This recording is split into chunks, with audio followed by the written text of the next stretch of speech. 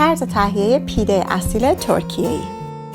لازم برای خمیر پیده: آب ولرم 1 پیمانه، نمک 1/2 قاشق چایخوری، شکر 1/2 قاشق غذاخوری، مایه خمیر فوری 10 گرم، روغن مایه 2 قاشق غذاخوری، آرد ساده 3 پیمانه. مواد لازم برای داخل پیده: گوشت چرخ کرده 200 گرم، پیاز نگینی شده 1 عدد، گوجه فرنگی خرد شده 1 عدد، فلفل دلمه‌ای قرمز خرد شده 1 عدد، فلفل دلمه‌ای سبز خرد شده 1 عدد، رب گوجه فرنگی 1 قاشق غذاخوری، روغن مایه 1/4 پیمانه، جعفری تازه خرد شده 1/2 پیمانه، پودر فلفل سیاه 1/2 قاشق چایخوری، زرده تخم مرغ 1 عدد. برای آماده کردن مواد داخل پیده: ابتدا در یک کاسه گوشت چرخ کرده، پیاز نگینی شده، فلفل دلمه‌ای سبز و قرمز خرد شده، گوجه فرنگی خرد شده و جعفری خرد شده رو اضافه بکنید. سپس روغن مایه رو اضافه بکنید.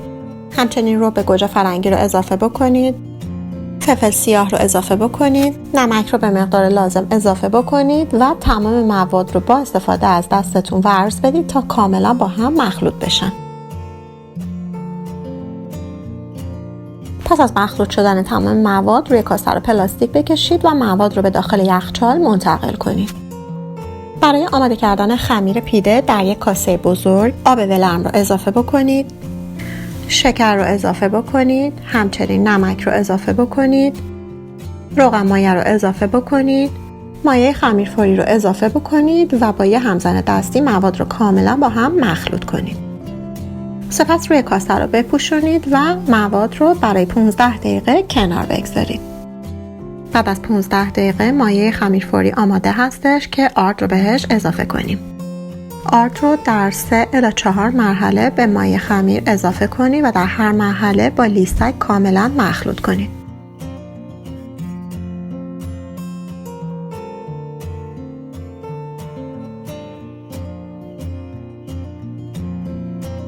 بعد از اینکه مواد به شکل خمیر در اومد با دستتون شروع به ورز دادن مواد بکنید.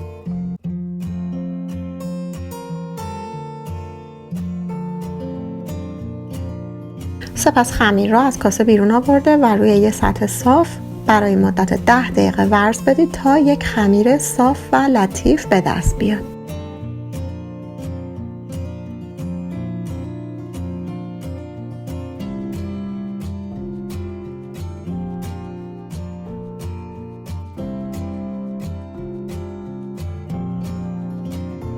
بعد از 10 دقیقه ورز دادن خمیر رو به کاسه برگردونید، روی کاسه رو بپوشونید و خمیر رو در جای گرم برای 1 ساعت کنار بگذارید تا سایزش 2 برابر بشه. فر رو در دمای 180 درجه روشن کنید. بعد از 1 ساعت میبینیم که خمیرمون 2 برابر شده. پف خمیر رو با دستتون بگیرید و خمیر رو به آرومی از کاسه خارج بکنید.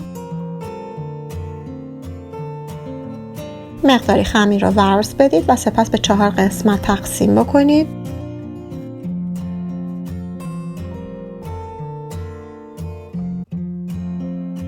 هر قسمت رو با دستتون به صورت چونه های گرد در بیارید و کنار بگذارید.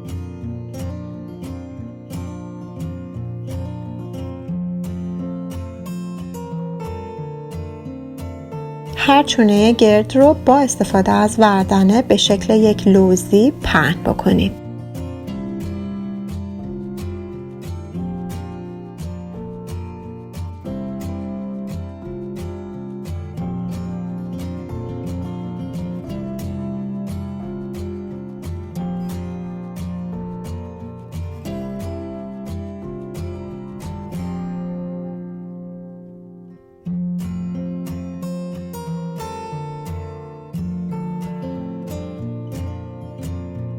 سپس از مواد پیده که در یخچال گذاشته بودیم روی خمیر بریزید. دقت کنید که مواد رو به صورت یک لایه روی خمیر پهن بکنید و مواد رو هم نباشه. در ضمن شما نیازی نیستش که اصلا گوشت چرخ کرده رو از قبل تفت بدید.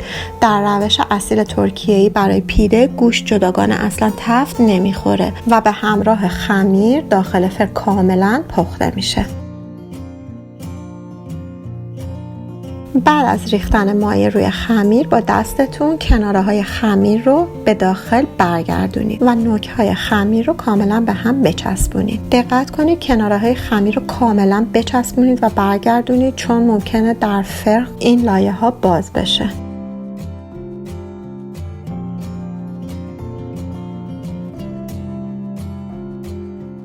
بعد از آماده کردن پیده با دستتون به آرامی پیده ها رو روی سینی فر منتقل کنید. در ضمن داخل سینی فر کاغذ شیرینی پزی حتما بکشید و پیده ها رو روی کاغذ شیرینی پزی بذارید. تمام پیده ها رو به همین شکل آماده کنید و دقت کنید سایز پیده ها باید سایز سینی فرتون باشه.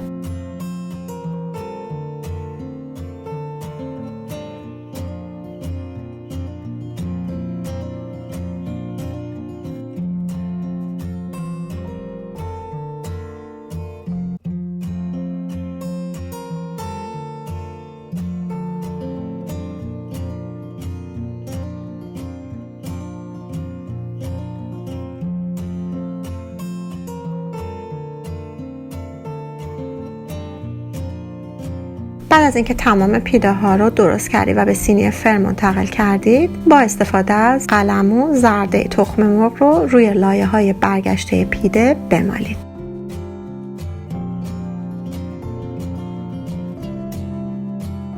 سپس سینی فر رو داخل فر به مدت 20 دقیقه قرار بدید تا کاملا پخته بشه.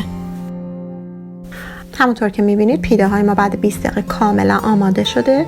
گوشت کاملا با خمیر پخته شده و آماده سرو هستش. اگر دوست دارید میتونید مقدار کره دور خمیر پیده ها بمالید، ولی من این کار رو نکردم. با استفاده از چاقو یا کاتر پیتزا پیده ها رو به صورت اوری برش بدید و سرو بکنید.